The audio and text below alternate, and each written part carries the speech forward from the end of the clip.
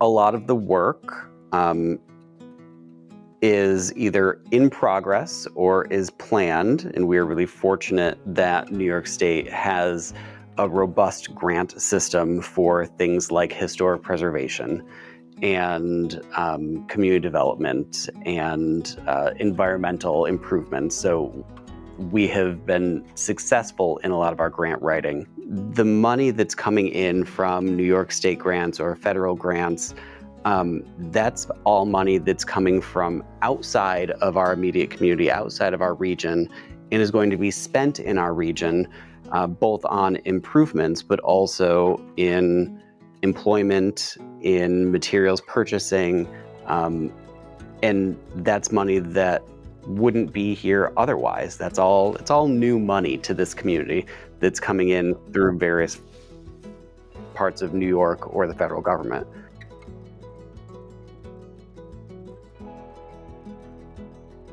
At this point, we have raised about $8.5 million towards all of our projects.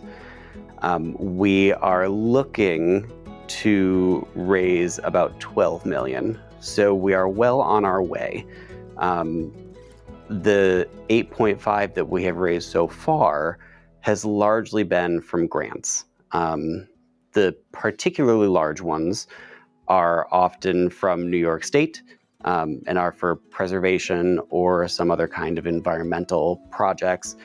The local foundations here have been incredibly generous and have committed another, over $1 million towards the project, and also individual donors, where we have commitments of, I want to say, about $2-ish million from local donors who have decided that this is a priority for them, that they believe that Roberson as a community center is important to the community's livability.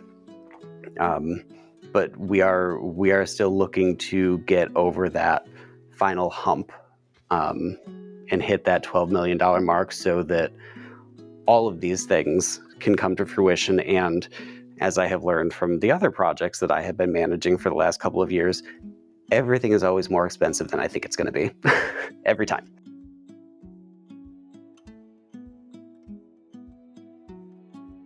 I suspect that's going to be in about the $2 million range. Let's say that there is a windfall and we hit that $12 million mark. Anything that is in addition to that still goes towards the project and just goes to make the project better. With a capital campaign, we segregate the money so that it is always spent on capital improvements. And I think it's important for people to know that because there's this sustainability aspect, but there's also a legacy aspect. And I think that folks who are inclined to give to a capital campaign, they want to know that their money is going to have a lasting impact.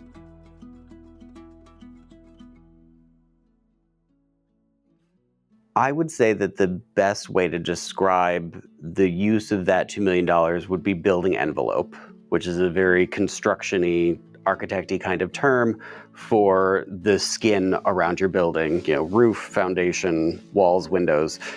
The building envelope creates this place of pride. And if you're walking by the facility on Front Street or coming across the bridge, the first reaction that you are going to have to the facility as a whole is it looks tired. It's a little bit dated. The reality is we have broken windows that we can't replace because we can't reach them. They were not designed to be replaced from the inside. And some of the pieces of glass are so large, we can't get replacement glass for them anymore because they don't make it in that size for a reasonable amount of money. Again, sustainability, reducing maintenance costs. Roberson Mansion is a beautiful building.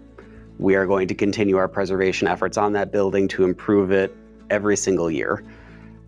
The rest of the facility needs attention. The building envelope is a project that is not easily grant funded. We've certainly tried and would continue to do so. It has the potential to make the largest visual impact. Making those adjustments to the exterior will make the whole institution seem refreshed.